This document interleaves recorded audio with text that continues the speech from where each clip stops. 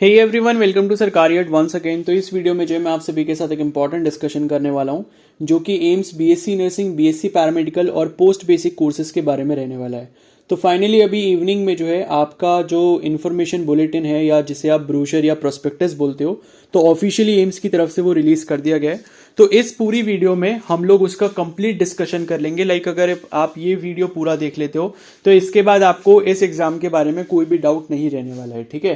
तो जितनी भी इंपॉर्टेंट चीजें हैं कि लाइक एग्जाम कब होगा, कौन सी डेट को होगा, सिलेबस क्या रहेगा, एग्जाम पैटर्न क्या रहेगा, ठीक है, कैटेगरी सर्टिफिकेट आपका कौन सी डेट से कौन सी डेट तक का चलने वाला है, ये जितने भी डाउट्स हैं ये सारे हम लोग इस वीडियो में कवर कर लेंगे। तो प्लीज इस वीडियो को पूरा एंड तक देख लेना। एक ही वीडियो के अंदर में सारे टॉपिक्स को डिस्कस करूंगा, ठीक है। तो ये आपका जो है यहाँ पर इंफॉर्मेशन बुलेटिन है एंड ये जो है इसमें आप देख सकते हो इस बार जो एम्स है आपके टोटल 15 एम्स है जो पार्टिसिपेट कर रहे हैं बीएससी ऑनर्स नर्सिंग के लिए, ठीक है। और इसके साथ ये भी लिखा है इन्होंने कि मतलब शायद इसमें कुछ और एम्स, शायद एक आध शायद एम्स और ऐड हुआ है, अभी देख लेंगे उसमें। तो यहाँ पर आपको शेड्यूल पता ही है कि भाई बेसिक रजिस्ट्रेशन जो है 4 अप्रैल तक आप कर सकते हो, फाइनल रजिस्ट्रेशन की डेट 8 अप्रैल है। और उसके बाद जो है यहाँ पर आगे जाएंगे तो यहाँ पर जब हम देखेंगे एग्जाम डेट के बारे में जो इन्फॉर्मेशन दी है, ठीक है, तो बीएससी ऑनर्स नर्सिंग का यहाँ पर डेट एंड टाइमिंग जो लिखा है, मतलब खाली डेट ही लिखा है, जो कि आपका 8 जून है। और बीएससी पैरामेडिकल और पोस्ट बेसिक का जो एग्जाम होगा वो 22 जून को होगा, ठीक है। तो आप देख सकते हो कि बीएससी नर्सिंग और बीएससी पैरामेडिकल के एग्जाम में काफी गैप है, लगभग 13 डेज का गैप है। तो आप जो है दोनों ही एप्लीकेशन फॉर्म फिल कर सकते हो अगर आप चाहते हो। तो ये एग्जाम डेट के बारे में बात हो गई। अब इसके बाद हम आगे चलते हैं। एग्जाम फीस वगैरह सबको पता ही है, इतने दिन से आप रजिस्ट्रेशन ऑलरेडी कर रहे हो और काफी लोग अभी कर भी चुके हैं, तो इसमें तो क्या ही नया बताना है, ठीक है। तो जनरल ओबीसी के लिए आपकी 2000 है, एससी एसटी ईडब्ल्यूएस के लिए 1600 है। तो उसके बाद आगे चलते हैं। तो ये कोर्सेज के बारे में कुछ ओवरव्यू वगैरह दिया है, लाइक स्कोप वगैरह क्या है, तो ये भी आप देख सकते हो। बाकी यहाँ पर ये नंबर ऑफ सीट्स के बारे में दिया है कि आपकी हर कोर्स के लिए यहाँ पर टोटल नंबर ऑफ सीट्स कितनी है कैटेगरी वाइज, और कौन से एम्स में कहाँ पर कितनी सीटें, ये सारी इन्फॉर्मेशन यहाँ दी है। तो इसको हम एक अलग वीडियो में पूरा डिटेल में समझेंगे कि कौन से एम्स में कौन सा कोर्स है और कितनी उसकी सीटें हैं कैटेगरी वाइज, ठीक है।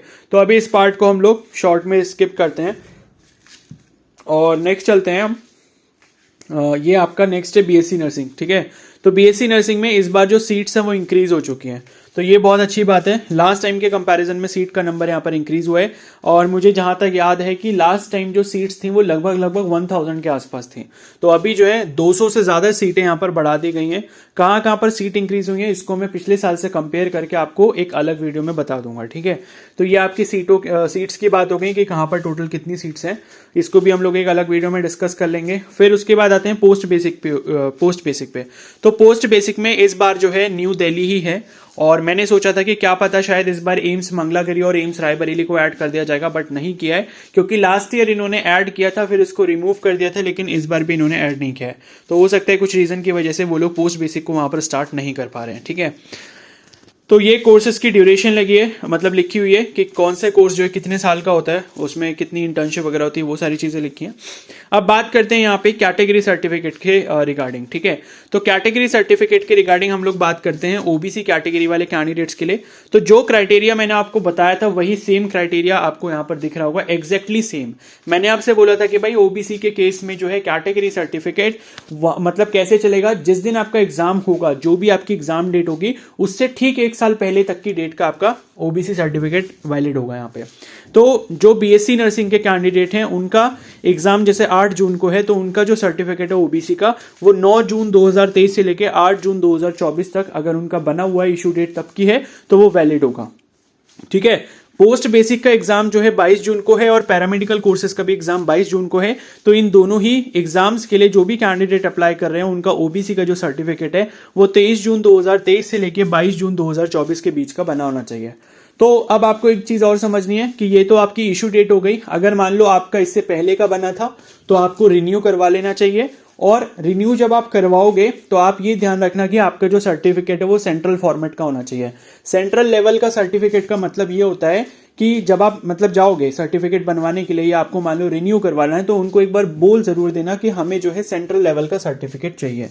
तो अगर आप ओबीसी में हो तो आपकी जो भी कास्ट है, अगर वो कास्ट ओबीसी की सेंट्रल लिस्ट में आती है आपकी स्टेट के अंदर, तो आपका सेंट्रल वाला बन पाएगा, अदरवाइज फिर नहीं बन पाएगा। तो अगर सेंट्रल वाला बनता है तो वही वाला एक्सेप्टेबल होगा। अब आप ये पता कैसे लगाओगे कि आपका जो सर्टिफिकेट है वो सेंट्रल वाला है या नहीं है? तो आपके सर्टिफिकेट में ऊपर जो है, ऊपर सबसे ऊपर जो है लिखा होगा कि it is valid for admission to institutions under government of India. अगर इस तरीके से लिखा है कि भाई इंडिया, गवर्नमेंट ऑफ इंडिया के जितने अंदर जो मतलब अंडर इंस्टीट्यूशंस वगैरह आते हैं उसके अंदर आप इसको यूज कर सकते हो, ऐसा करके कुछ भी लिखा है तो इसका मतलब वो सेंट्रल लेवल का है। अगर खाली ऐसा लिखा है कि अंडर स्टेट ऑफ, मतलब अंडर गवर्नमेंट ऑफ जो भी आपका स्टेट है उसका स्टेट का नाम लिखा है, तो फिर वो खाली स्टेट में ही एप्लीकेबल होगा, स्टेट लेवल का है, तो फिर ये रिजेक्ट हो जाएगा। तो आपको ये ध्यान रखना है कि आपको जो सर्टिफिकेट लेना है या रिन्यू करवाना है या नया बनवाना है तो वो अपने सेंट्रल लेवल का ही बनवाना है, ठीक है। और इसके बाद नेक्स्ट चलते हैं हम ईडब्ल्यूएस कैटेगरी के ऊपर। तो ईडब्ल्यूएस के लिए भी सेम कुछ क्राइटेरिया यहां पर दिए, वही सेम क्राइटेरिया है जो मैंने आपको प्रीवियस वीडियोस में पहले बताया भी है कि 1 अप्रैल 2024 से लेके, जैसे बीएससी नर्सिंग वालों की डेट 8 जून की है, तो 1 अप्रैल 2024 से 8 जून के बीच में होना चाहिए। तो कोई ऐसा कैंडिडेट है जिसने अपना सर्टिफिकेट अभी रिन्यू करवा लिया था फरवरी में या मार्च में, तो प्रॉब्लम है उसे, क्योंकि उसे दोबारा से करवाना पड़ेगा तभी उसका वैलिड होगा। तो पहले ही मैं बता चुका हूं, तो जितने भी सब्सक्राइबर्स है जो मेरे को पहले से फॉलो कर रहे हैं उन्होंने तो ये गलती बिल्कुल नहीं करी होगी कि सर्टिफिकेट उन्होंने पहले से रिन्यू करवा के रखा होगा या अभी बनवाया होगा। जबकि मैंने पहले ही बोल दिया था कि भाई अगर आपको एम्स के लिए करना है तो आप अप्रैल में बनाना, सो दैट कि वो एम्स में भी चल जाए, नीट में भी चल जाए, सीयूईटी में भी चल जाए, एमएनएस में भी चल जाए और आपका जिपमर में भी चल जाए, सब जगह चल जाएगा। तो ये चीज मैंने आपसे बोली थी। तो यहाँ पर 1 अप्रैल 2024 से लेकर 8 जून 2024 के बीच में आपका सर्टिफिकेट होना चाहिए अगर आप बीएससी नर्सिंग कैंडिडेट हो। अगर आप बीएससी नर्सिंग पोस्ट बेसिक या फिर बीएससी पैरामेडिकल कोर्सेज के लिए यहाँ पर अप्लाई कर रहे हो तो उस केस में आपका जो सर्टिफिकेट है ईडब्ल्यूएस का वो 1 अप्रैल 2024 से लेकर 22 जून 2024 के बीच का होना चाहिए, ठीक है। तो वही क्राइटेरिया है कि 1 अप्रैल से स्टार्ट है और जिस दिन आपकी एग्जाम डेट है तब तक का आपका जो है इशू डेट उसमें होना चाहिए, तभी उस पर्टिकुलर केस में एक्सेप्टेबल होगा। और ईडब्ल्यूएस के केस में भी जो सर्टिफिकेट वैलिड रहेगा वो सेंट्रल लेवल का ही रहेगा, स्टेट वाला नहीं चलेगा। तो ये भी आपने यहां पर ध्यान रखना है, ठीक है। अब आगे बढ़ते हैं, थोड़ा सा एडमिशन रिक्वायरमेंट्स के बारे में बात कर लेते हैं। जैसे कुछ बच्चे पूछ रहे हैं कि भाई परसेंटेज मेरी 12th में इतनी है, मेरी एज इतनी है, मैक्सिमम एज लिमिट है या नहीं है, ये सारी चीजें। तो यहाँ पर देख लो, पहली चीज तो इंडियन सिटीजन होने चाहिए, मिनिमम आपकी एज 17 साल हो जानी चाहिए 31 दिसंबर 2024 तक, ये पहले ही मैं बता चुका हूँ। और फिजिक्स, केमिस्ट्री, बायोलॉजी, इंग्लिश, ये 12th में आपके 4 सब्जेक्ट यहाँ पर होने चाहिए। और पैरामेडिकल का जो कोर्स है वो मैथ्स वाले भी अप्लाई कर सकते हैं। तो यहाँ पर लिखा है बीएससी ऑनर्स नर्सिंग के लिए जो आपकी परसेंटेज है physics, chemistry, biology, English 4 subject में मिला के, वो जनरल ओबीसी कैंडिडेट्स के लिए जो है और ईडब्ल्यूएस के लिए 55% होनी चाहिए कम से कम। और अगर आप SC ST कैटेगरी में आते हो तो उस केस में 50% होनी चाहिए। और एक चीज मैं यहाँ पर बता दूं कि SC ST कैटेगरी सर्टिफिकेट का कोई भी ऐसा चक्कर नहीं है कि इशू डेट ये होनी चाहिए, सेंट्रल लेवल का होना चाहिए। आपका सर्टिफिकेट स्टेट लेवल का हो तो भी चल जाएगा, SC ST के केस में सेंट्रल लेवल का है तो भी चल जाएगा, कोई प्रॉब्लम नहीं होगी, ठीक है। बस ये ध्यान रखना कि उसकी जो लैंग्वेज है वो हिंदी या इंग्लिश में होनी चाहिए।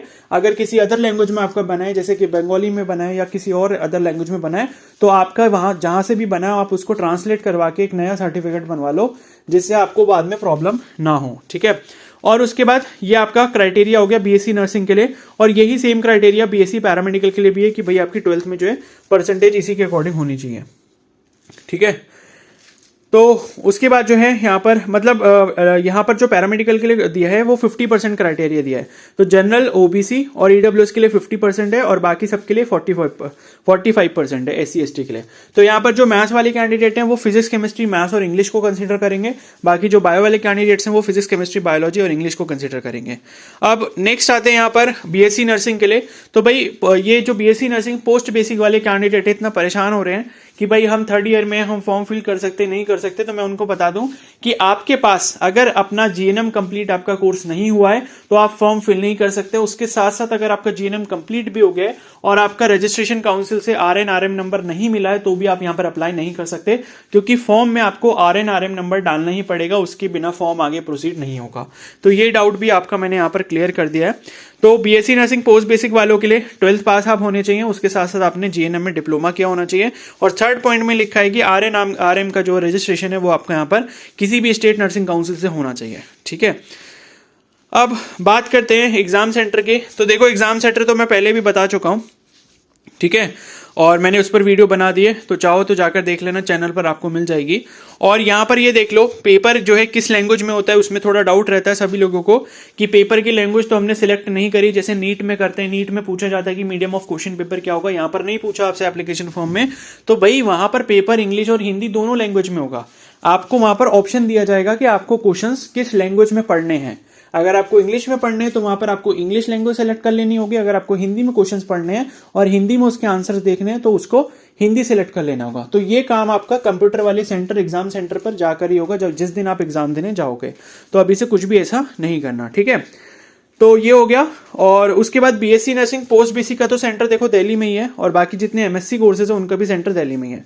बाकी बीएससी नर्सिंग, बीएससी पैरामेडिकल पे मैं वीडियो ऑलरेडी बना चुका हूँ, ठीक है। अब देखो नेक्स्ट आते हैं हम यहाँ पर सिलेबस पे और एग्जाम पैटर्न पे। तो सिलेबस देखो यहाँ पर कुछ नहीं होता। बच्चे बोल रहे थे कि सिलेबस क्या आएगा, सिलेबस क्या आएगा। भाई ऑफिशियल पीडीएफ में आप सोच रहे हो कि जैसे नीट का सिलेबस आता है यहाँ पर टॉपिक वाइज, तो टॉपिक वाइज सिलेबस यहाँ नहीं दिया जाता। यहाँ बस बोल देते हैं कि भाई फिजिक्स आएगा 30 क्वेश्चन 30 मार्क्स, केमिस्ट्री आएगा 30 क्वेश्चन 30 मार्क्स, बायोलॉजी आएगा 30 क्वेश्चन 30 मार्क्स, और जीके आता है 10 क्वेश्चन 10 मार्क्स के, ठीक है। तो जीके तो यूट्यूब पर मैं करवा रहा हूँ, वीडियोस देखते रहो, मैं रेगुलरली अपलोड करूंगा, तो उसको आप देखते रहो, वो सारी वीडियोस इंपॉर्टेंट है।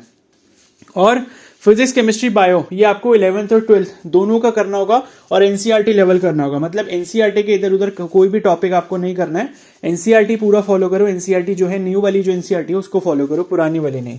तो न्यू वाली एनसीईआरटी के अकॉर्डिंग जो भी सिलेबस है आप उसको फॉलो करो, एंड उसके अकॉर्डिंग 11th और 12th का फिजिक्स, केमिस्ट्री, बायोलॉजी जो है वो आप यहाँ पर पूरा कर लो, ठीक है। बाकी काफी सारे बच्चे जो है बैच के लिए भी पूछ रहे हैं कि क्या कोई बैच अभी है, स्टार्ट हो रहा है प्रिपरेशन के लिए। तो देखो अभी तो कोई बैच स्टार्ट नहीं हो रहा, जो बैच चल रहा है पहले से वही चल रहा है, और बीच में अभी कोई उसमें आने का फायदा नहीं है, बिकॉज कोर्स उसमें काफी आगे जा चुका है। तो मेरी प्लानिंग कुछ इस तरीके की है कि मे बी हो सकता है मिड अप्रैल के बाद, अप्रैल एंड तक मे बी शायद कुछ नया बैच मैं लॉन्च करने की कोशिश करूं, जिसमें लाइक वो एक क्रैश कोर्स टाइप का होगा, 1 से 1.5 महीने का, लगभग 45 डेज का, जो कि खासकर एम्स नर्सिंग और पैरामेडिकल के लिए होगा।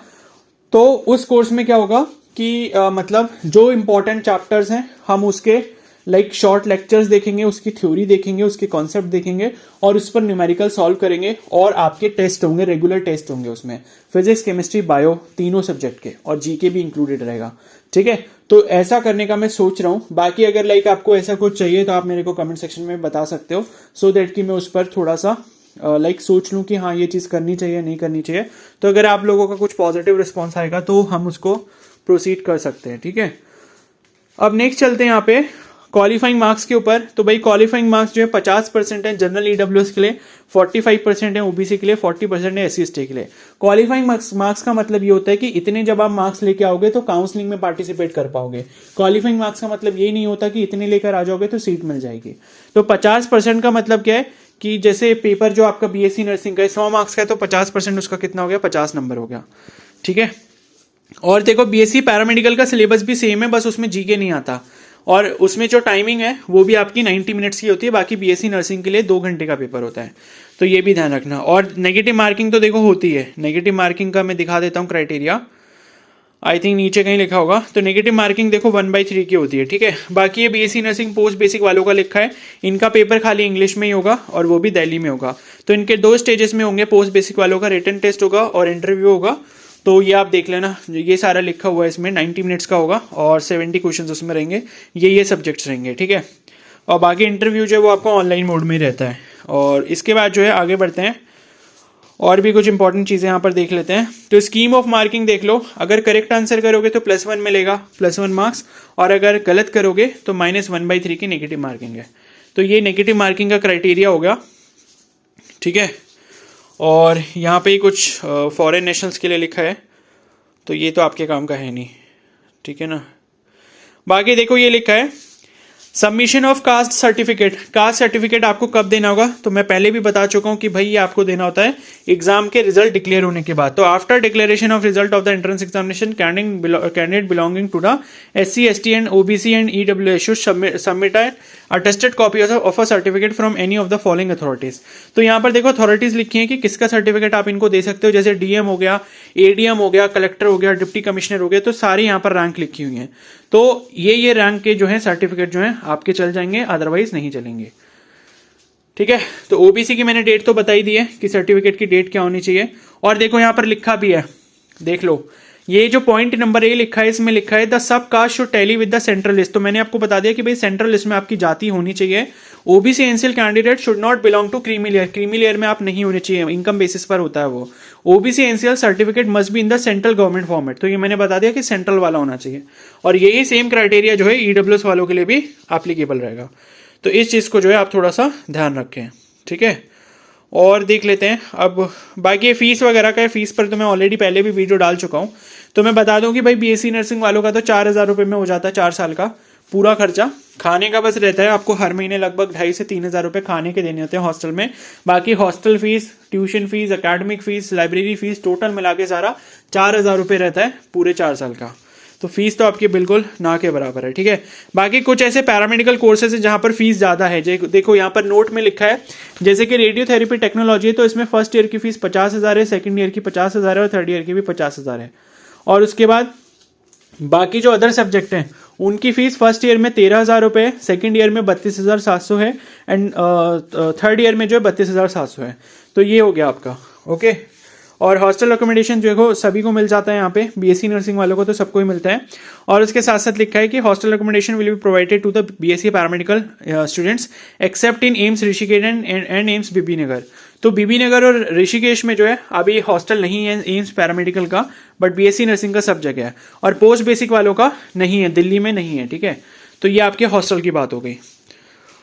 और इसके बाद जो है और कोई देख लेता हूँ, बस ये तो रजिस्ट्रेशन प्रोसेस है, ये तो आपने सीख ही लिया, कर भी लिया काफ़ी सारे कैंडिडेट्स ने, तो बस इतना ही है। और यहाँ पर एक और इंपॉर्टेंट चीज़ दी होगी, आई थिंक देखता हूँ मैं शायद अगर कैटेगरी सर्टिफिकेट का फॉर्मेट इसमें अटैच किया हो। तो देखो यहाँ पर जैसे अगर किसी ने अभी तक अपना कैटेगरी सर्टिफिकेट नहीं बनाया है या फिर उसको रिन्यू करवाना है, तो इस इंफॉर्मेशन बुलेटिन से या जो ये प्रोस्पेक्टस या जो ब्रोशर आया है इसमें से आप इस पेज का प्रिंट आउट निकाल सकते हो, जैसे कि ओबीसी एनसीएल सर्टिफिकेट का फॉर्मेट है। अगर आप इस पर बनवा लोगे तो बहुत अच्छा रहेगा, पेज नंबर 60 पे है। और उसी तरीके से ईडब्ल्यूएस वालों का जो है यहाँ पर ईडब्ल्यूएस वालों का सर्टिफिकेट का फॉर्मेट जो है वो नीचे दिया होगा, ठीक है। ये तो SC ST का हो गया एंड ये वाला होगा शायद इकोनॉमिकली वीकर सेक्शन का, पेज नंबर 61 पे। तो ये प्रिंट आउट निकाल के अगर आप इस पर बनवा लेते हो अपना सर्टिफिकेट तो बहुत अच्छा रहेगा, ठीक है। तो इतनी इन्फॉर्मेशन है, मैंने पूरी कोशिश करी है कि सारी इन्फॉर्मेशन को मैं आपको इंक्लूड करके बता पाऊँ। ज़्यादातर इन्फॉर्मेशन वही है जो मैं पहले भी वीडियोज़ में बता चुका हूँ, तो कुछ ऐसा नया नहीं है। अभी खाली सीट का नंबर थोड़ा इधर उधर हुआ है, बाकी सारी चीज़ें ऑलमोस्ट सेम है, ठीक है। तो अगर ये वीडियो हेल्पफुल लगे हो तो प्लीज़ इसको ज़रूर लाइक कर देना, चैनल पर नए हो तो सब्सक्राइब कर लो एंड बेल आइकन को प्रेस कर लो। बाकी अगर कोई डाउट है तो कमेंट सेक्शन में बता देना, okay. So thank you and have a nice day.